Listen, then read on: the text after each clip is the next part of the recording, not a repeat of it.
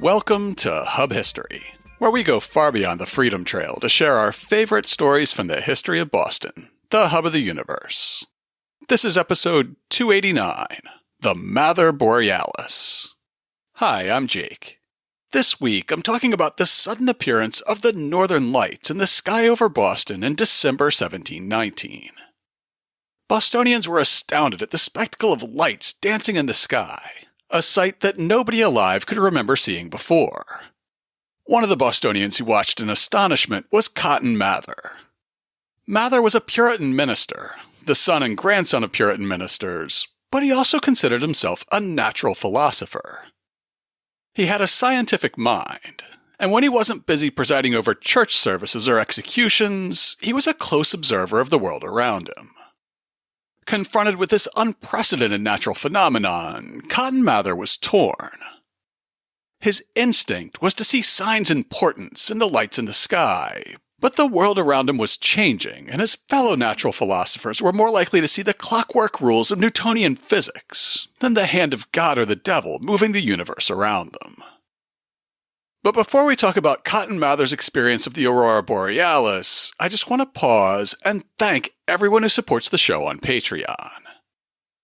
These are the listeners who sign up to contribute $2, $5, or even $20 a month to offset the cost of making Hub History. As you could probably guess, I listened to a lot of podcasts before I decided to start one of my own. I still listen to a lot of podcasts today. There's a podcast for every interest, even incredibly small niche interests, like, for example, 289 episodes about Boston history. One of the best things about podcasts is that they're free to listen to. Unfortunately, it's not free to make podcasts, with expenses like podcast media hosting, website hosting and security, research databases, and online audio processing tools. Our Patreon sponsors make it possible for me to focus on researching and recording shows without having to worry so much about the money, which I'm incredibly grateful for. To everyone who's already supporting the show, thank you. If you're not yet supporting the show and you'd like to start, it's easy. Just go to patreon.com/hubhistory or visit hubhistory.com and click on the Support Us link. And thanks again to all our new and returning sponsors. 304 years ago this month, Cotton Mather wrote a paper in which he described an unprecedented natural phenomenon that he had just witnessed. It's almost strange to say that he wrote a paper, as we're so used to reading his printed sermons. He did write some secular works, including the Magnalia Christi Americana, his history of the New English settlement through 1702. This account of a late uncommon appearance in the heavens is another example of his scholarly writing as one of the most educated members of Boston society, separate from his duties as a minister, at least at first glance.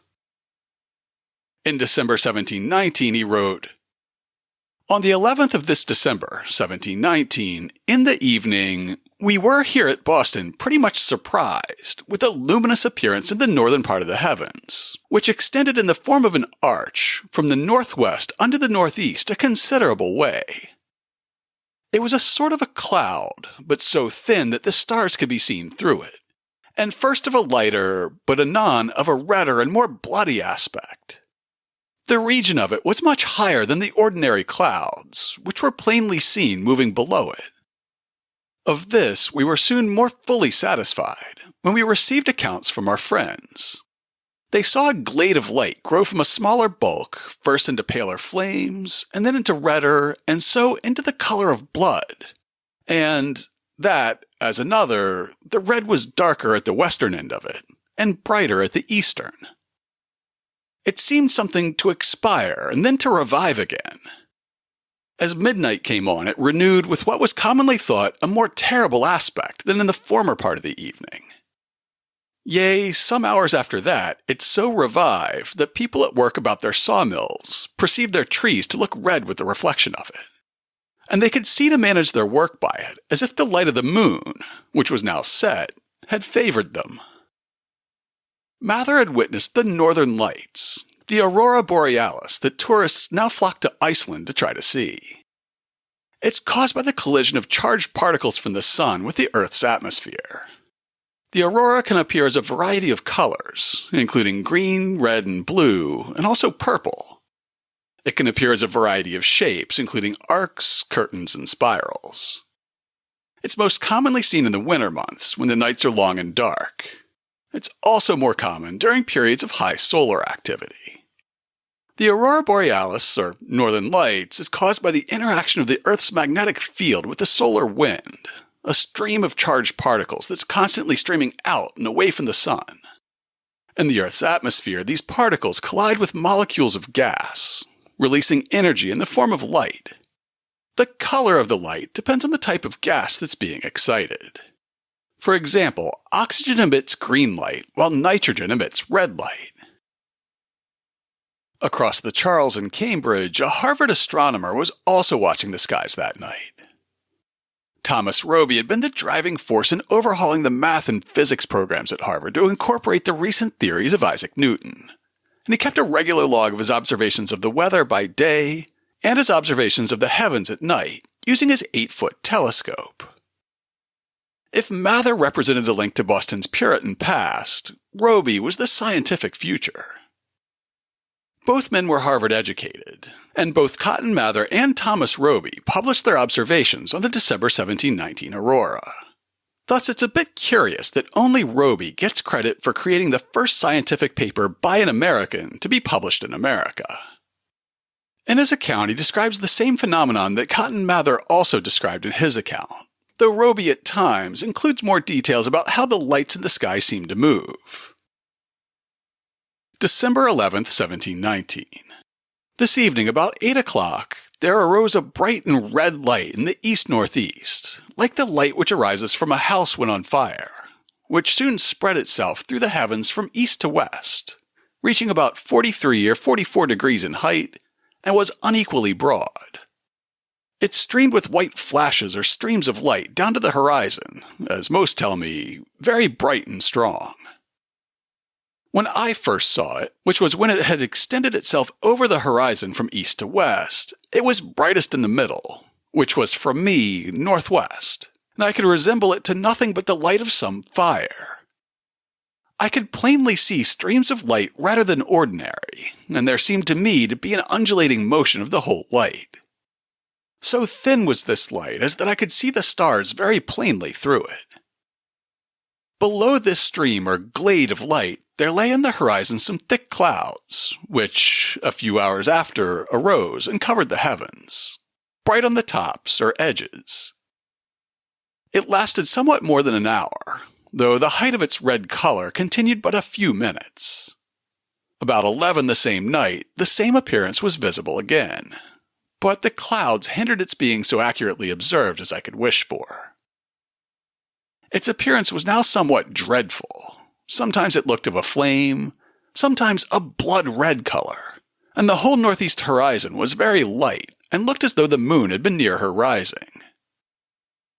About an hour or two before the break of day the next morning, it was seen again, as I am informed, and those who saw it say it was then the most terrible. As I've noted in the past, Sidney Purley's 1891 book, Historic Storms of New England, is one of the greatest sources about meteorological and astronomical events that people in Boston witnessed from the time of English colonization to his publication date. On the subject of the Northern Lights, Purley wrote that, in 1719, the more beautiful and brilliant aurora borealis was first observed here as far as any record or tradition of that period informs us. And it's said that in England it was first noticed only 3 years before this date. While it's still fairly rare to see the Northern Lights from New England, it's not unheard of. Similarly, they can be seen from time to time in the UK, especially in the northern reaches of Scotland. However, when they appeared in the sky in 1716, the aurora borealis were generally unknown, and the English public reacted strangely. In a 2020 article, Amelia Soth described how the English understood the lights in the sky to be a clash of otherworldly armies. On the night of March 6, 1716, people all over England witnessed a bloody war unfolding in the sky. Some claimed the battles were so fierce that they could smell the gunpowder. Others saw flaming swords hanging in the air like Macbeth's dagger. Even in the dead of night, the aurora was bright enough to read by. Sometimes the sky looked like a shattered mirror, with cracks of light running through it. At other moments, the air seemed to be full of tumbling flakes of fire. To many, it seemed like the end of the world. On Tuesday last, one observer wrote, about 7:15 in the evening, one of my servants came to me in a great fright and begged of me to come out immediately, for there were 2 armies fighting in the sky. He rushed outside, only to find a most glorious light appearing through the intervals, which was continually in motion. Sometimes 2 different lights came with great seeming fury against one another, and having met together, each rolled gently back, like 2 waves that have dashed themselves in their opposition. The splatter of light and color seemed to demand interpretation. It's no wonder, then, that so many people saw soldiers on the march. To the pamphleteers, these apparitions were omens, legible signs of God's will. They did not have to look far for the meaning of the 1716 aurora. Only a few days before, the Earl of Derwentwater had lost his head, in punishment for a failed uprising against the king. His body was interred on March 6, the day of the aurora. These celestial phenomena quickly became known as Lord Derwentwater's lights. To his supporters, the visions of armies in the sky were a clear message of God's wrath at the Earl's execution. Along with Edmund Halley, of comet fame, and mathematician William Whiston, one of the witnesses to the 1716 aurora was a Harvard-trained minister and historian who just happened to be visiting London during the March 1716 solar storm. Thomas Prince's account makes the Northern Lights sound beautiful and awe-inspiring. And when you consider that nobody in living memory had witnessed something like it, it seems all the more astonishing.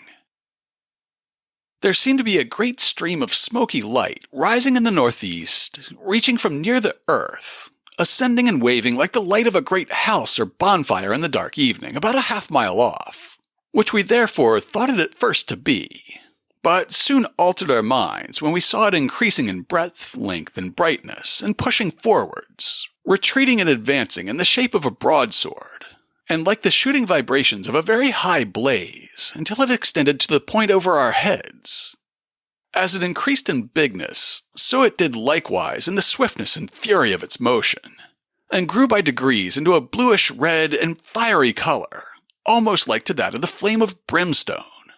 But the color and figure continually changed, I know not how, till at length, on a sudden, it brake forth into the appearance of a raging and mighty torrent of bloody waters, that at first looked like the sudden giving way of a dam, and the sea bearing all irresistibly before it, whereupon all that part of the heavens over us turned of an inconceivably bright rainbow color, and immediately run into an admirable, inexpressible confusion of an infinite variety of motions that were amazingly quick and terrible to behold.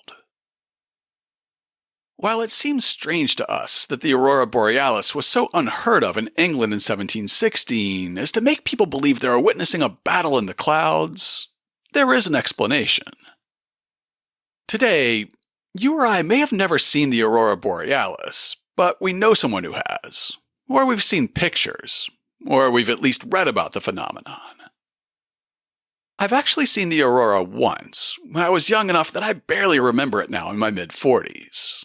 However, nobody in England in 1716 or Boston in 1719 had witnessed the aurora borealis for at least a generation. The Maunder Minimum was a period of extremely low solar activity that occurred from approximately 1645 to 1715. During this time, sunspots, which are dark, cool areas on the sun's surface, were extremely rare. In fact, there were some years during the Maunder Minimum when no sunspots were observed at all. In a 28-year period within the minimum, only 50 sunspots were observed. This contrasts with the typical 40,000 to 50,000 sunspots that are seen on the sun during a similar 28-year period today. The Maunder minimum is named after the 19th century English astronomer Edward Walter Maunder and his wife Annie Russell Maunder. Their discovery was based on a careful review of past astronomical records. The cause of this Maunder minimum is not fully understood. However, it's thought to be due to a change in the sun's dynamo, which is the mechanism that generates the sun's magnetic field. The dynamo is driven by the sun's rotation, and it's possible that a change in the sun's rotation rate could have caused the Maunder minimum. Whatever the cause of the Maunder minimum, it explains why observers on both sides of the Atlantic reacted with alarm when they saw brilliant, dancing lights in the winter sky. In episode 287, we heard how followers of the preacher William Miller became convinced that the Leonid meteor shower in 1833 was a sign of the impending apocalypse. Perhaps unsurprisingly, Sidney Purley points out that many people reacted with that same sense of alarm when they witnessed the aurora for the first time in 1719. In December of 1719, the aurora appeared, and the people became greatly alarmed. Not dreading it so much as a means of destruction, but as a precursor of the fires of the last great day, and a sign of coming dangers. Just before 8 o'clock in the evening of Saturday, the 11th of the month, the moon being within 1 or 2 days of the full, the aurora flamed up in the northern heavens with remarkable brilliancy, until that entire section of the firmament seemed to be on fire. After the 1833 meteor storm, newspapers contained accounts of the event contributed by ordinary people. So it was easy for me to confirm in my research that many people believed that Judgment Day was close at hand. I went looking for similar accounts in the Boston newspapers from 1719, and I found nothing. However, I was able to find an explanation of this absence in a presentation that Samuel Green gave to the Mass Historical Society in 1885. It is interesting to note that the Boston Newsletter of December 21st, 1719 does not mention the fact, nor does the Boston Gazette, of which the first issue appeared also on that day. These were the only newspapers printed in the colonies at that period, and they contained but little more than items taken from English journals, which perhaps is the reason that no reference is made to the novelty. I was able to at least somewhat confirm this apocalyptic assumption through a century sermon created by Benjamin Trumbull of Yale in 1801. In his summation of the events of the preceding century, he includes confirmation not only of the unprecedented nature of the aurora due to the Maunder minimum, but also of the public's belief that these unexplained lights in the sky might be an omen of God's coming judgment. The aurora borealis, or northern light, is a new appearance in the heavens to this country, peculiar to the 18th century. It had been seen in Great Britain, especially in the north of Scotland, for many centuries past, but even in that country it had not appeared for 80 or 100 years until March 6, 1716. Its first appearance in New England was on the 11th of December, 1719. It appears to have been a great light, and begun about 8 o'clock in the evening. It filled the country with the greatest alarm imaginable. It was the general opinion that it was the sign of the coming of the Son of Man in the heavens, and that the judgment of the great day was about to commence. According to the accounts given by the ancient people who were the spectators of it, there was little sleep in New England that night. Now, if there's one thing that Cotton Mather's remembered for today, it's his role in the Salem witch trials. At that time, about 30 years before the appearance of the Northern Lights over Boston, Mather was quick to see the devil's hand in the affliction of a sick child, a suspicious birthmark, or even a misshapen root. As Michael P. Winship points out in a 1994 article in the William and Mary Quarterly, Cotton Mather believed that unusual phenomena like this could be prodigies, from which a learned mind could divine the future. It was no ordinary cabbage root that Cotton Mather examined in Boston in the summer of 1688. One of its branches looked like a cutlass, another like a rapier, and a third like an Indian club. Such freaks of nature, or prodigies as they were called, boded no good. Disruptions of the human sphere soon followed disruptions of the natural sphere. This was not the first ominous cabbage seen in New England, and Mather later grasped its meaning, as well as the meaning of other prodigies occurring around the same time. A fall of red snow, earthquakes, and in the sky, flaming swords and the sound of guns, when war subsequently broke out with the Indians. It's hard to square that vision of Cotton Mather the divinator with the champion of inoculation who we met in episode 114. In 1721, Mather was the advocate of science in Boston, pushing doctors and citizens to accept the practice of inoculation against smallpox that he'd learned about from an African man named Onismus, who he had enslaved.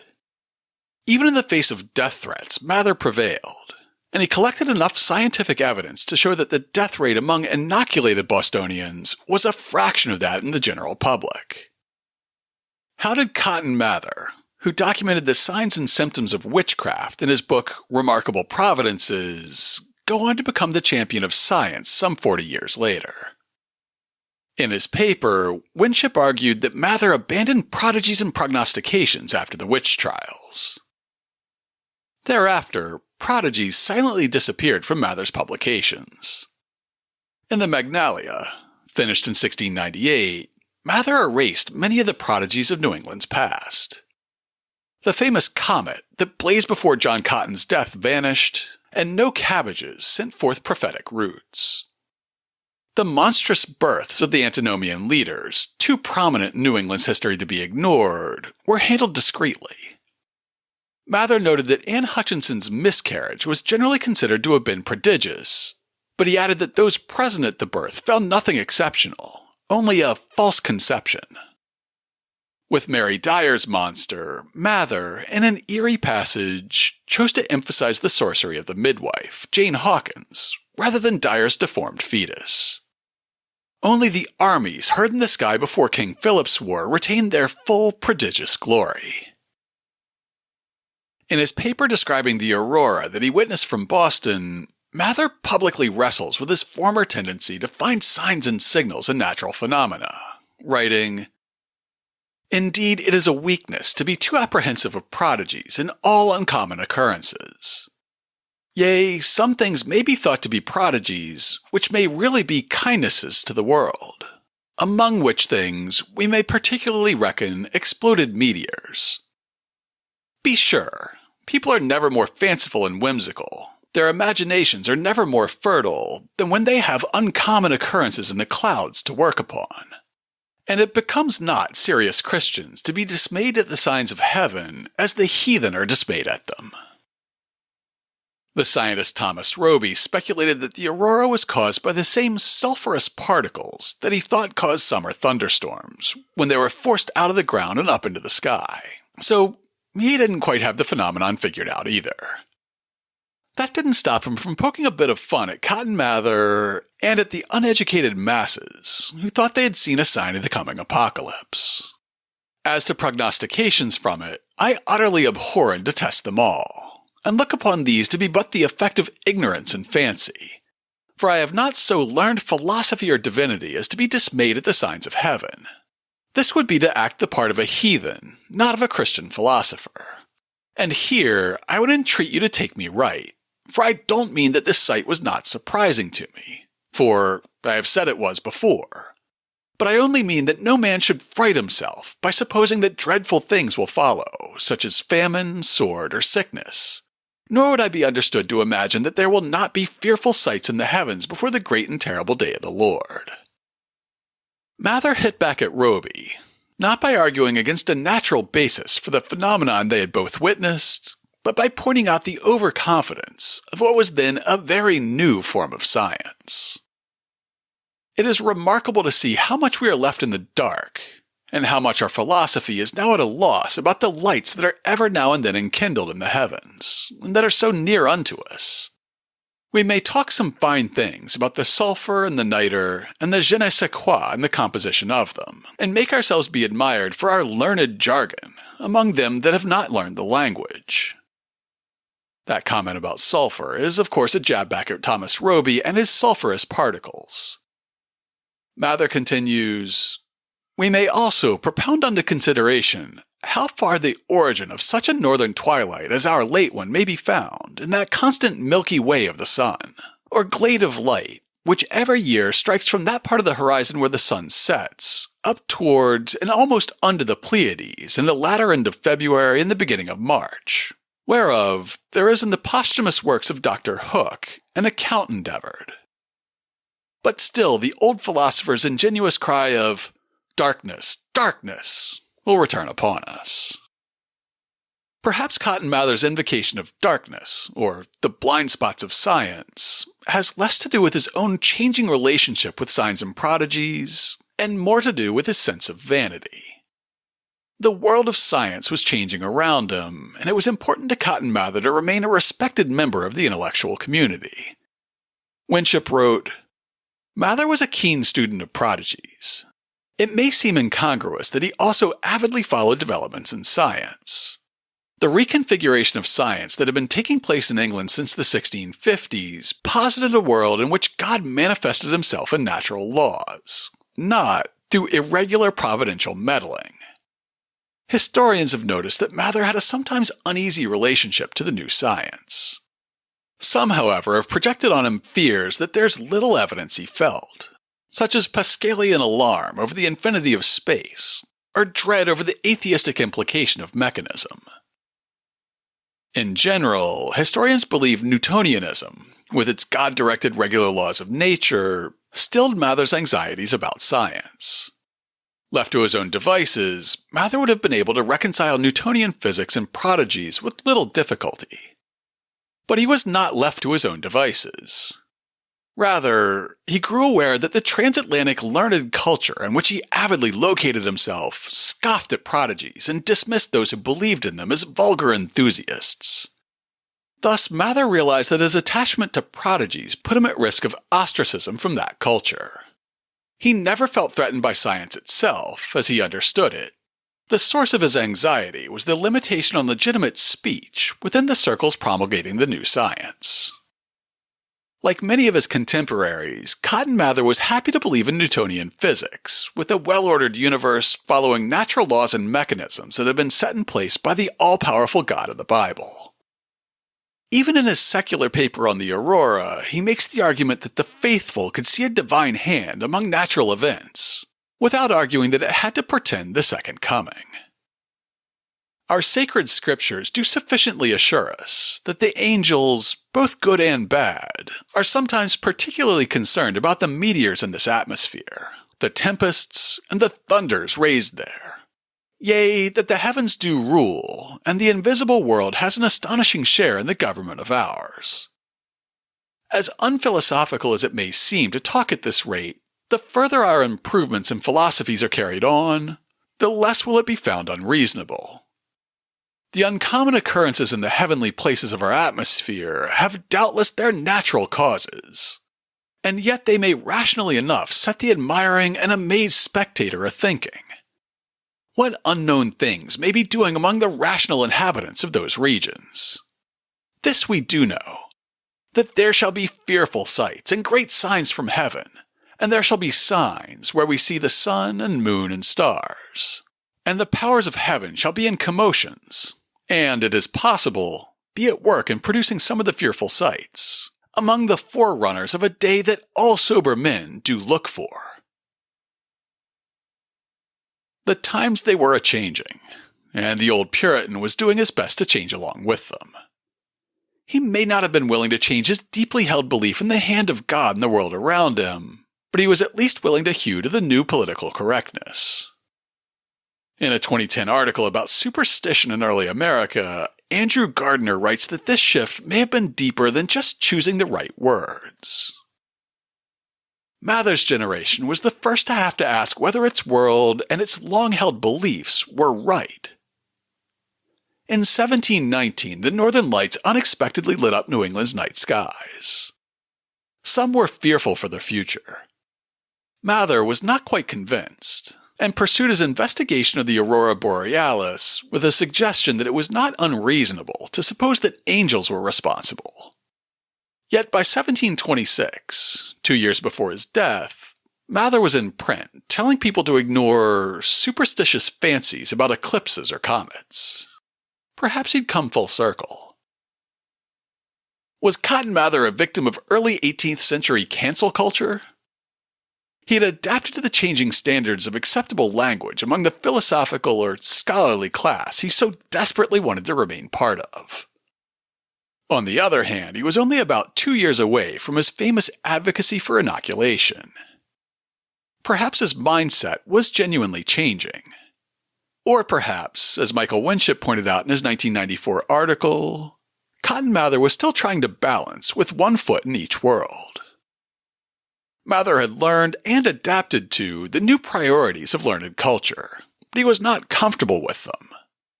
He walked a narrow line between the new natural philosophy and his inherited religious culture. Mather, while portraying himself as one of those consummate philosophers, was not entirely prepared to let go of his belief in the prodigious nature of the aurora borealis. He was in the uncomfortable position of addressing the philosophers out of a traditional religious culture, whose assumptions were no longer reconcilable with those of English learned culture. In his secular description of the 1719 aurora, the learned Reverend Cotton Mather threads the needle of faith and science, using the novelty and wonder of the natural phenomenon not as a prodigy of the future, but as a reminder to the faithful to look for God in the world around them and let it motivate them to return to the embrace of the Church. What interpretation is to be made of the aurora borealis that heaven has lately shown unto us? I will say that though I can do very little by way of prognostic, and I would not say that like the people of Gibeah, when we see a pillar of smoke and a flame ascending in heaven, we must conclude that evil is coming upon us. Nor would I think the meteor to be a signal forerunner of whatever happens to follow after it. A religious mind may even, with some elegancy of devotion, consider some intimations from heaven, which our aurora borealis may, at least by way of occasional reflection, lead one to think upon. Whether the aurora borealis were a prodigy or no, the man is one who shall ridicule such an improvement of it. In Greenland, where the night in the winter is excessively long, when they don't enjoy the moon, there arises a light in the north, called therefore the Northern Light, that shines all over the country as if the moon were at the full. The darker the night is, the clearer the light. It looks like a flying fire. It mounts up like a huge pole. It passes from one place to another place. It continues the whole night, and it is of incredible use to them in the business of their lives. We may also render our northern light of some use unto us in the greatest business of our lives, if it awakens in us the right thoughts of the righteous. Winship points out a sad irony in Mather's uncomfortable embrace of science. While he used the novelty of the aurora to convince the wider Boston community to return to the Puritan Church, his discourse with the wider philosophical world drove Mather himself to distance himself from that community of faith. Winship wrote, Mather's retreat from prodigies was not compelled by his understanding of the implications of mechanism per se. His mind had no problem occupying a universe filled by both active angelical tribes and Newtonian laws of physics. Mather could be in this sense both a Newtonian and a Puritan, but he was painfully aware that the natural philosophers whose good opinion he craved were contemptuous of such a combination. In that awareness lay the source of his anxiety about science. Under its pressure, he did not change his mind about prodigies, so much about what constituted correct speech for a learned person. Under its pressure, he also began to withdraw from the shared godly community of his past. The multitudes in Massachusetts continued to respond with awe and terror to the aurora borealis and other wonders throughout the 18th century. But that awe and terror were no longer so readily a part of the religiosity of their college-trained ministers. Mather and his successors may have stood apart from their contemporaries for a while, but it didn't last. While the Millerites were still concerned with Armageddon in 1833, it seems like belief in astronomical events as signs of the Second Coming waned throughout the 1700s. In Historic Storms of New England, Sidney Purley notes that the decline in apocalyptic thinking coincided with increasingly frequent aurora borealis in New England. Though at first the people were fearful for the consequences of such sights, the feeling wore off as they became more frequent. It was found that they were without any apparent effect upon the world. They have now become sights of curiosity merely to most people, who, while they cannot fully explain them, know that they portend no evil, though many have ever since those early times been more or less concerned when any strange cloud appears. By the time Harvard professor Isaac Greenwood described a 1730 aurora, the phenomenon was so common that it barely warranted comment. The aurora borealis has been very frequent with us of late, but none either for the brightness, variety, or duration so considerable as what occurred on the last Thursday night, which was the 22nd of October. This meteor has been observed in New England at different times ever since its first plantation, but I think at much longer intervals than of late years, and never to so great a degree as the present instance. Just 2 decades had passed since Boston had witnessed the Northern Lights for the first time in living memory. That was basically half as long as the interval between the Salem witch trials and the 1719 aurora, and yet the tendency to see signs and prodigies and natural phenomena had nearly vanished.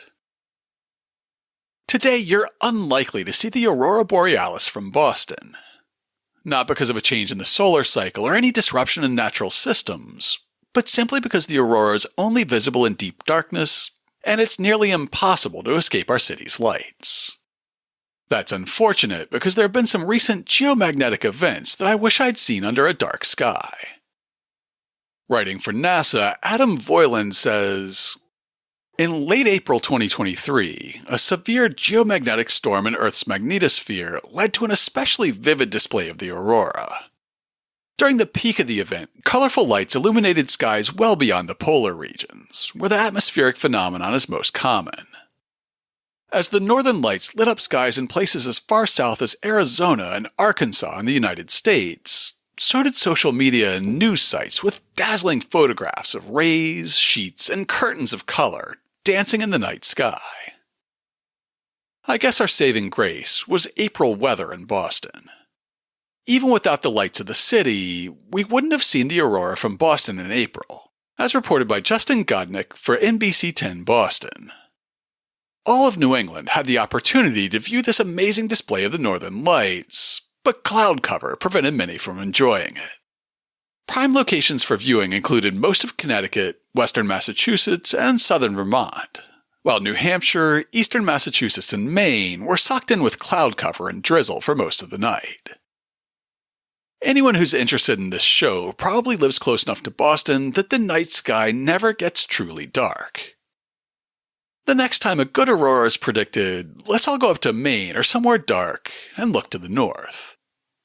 The next few months may be our best bet, as the peak of the sun's 25-year cycle is expected to come between late winter of 2023 and fall of 2024. Happy stargazing!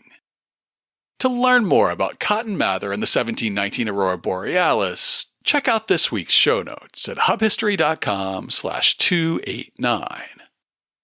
I'll have lots of primary sources for you to peruse, starting with the competing accounts of the 1719 aurora published by Cotton Mather and Thomas Roby. I'll also have descriptions of the 1716 aurora that was seen in England by Harvard professor Thomas Prince, astronomer Edmund Halley, and William Whiston. We'll follow that up with Benjamin Trumbull's Century Sermon, Sidney Purley's Historic Storms of New England, and Samuel Green's presentation to the MHS. For modern perspectives on the 1719 aurora, I'll link to Michael Winship's paper on Mather's prodigies in the William and Mary Quarterly, Amelia Soth's description of armies fighting in the skies, and Andrew Gardner's article on superstition in early America.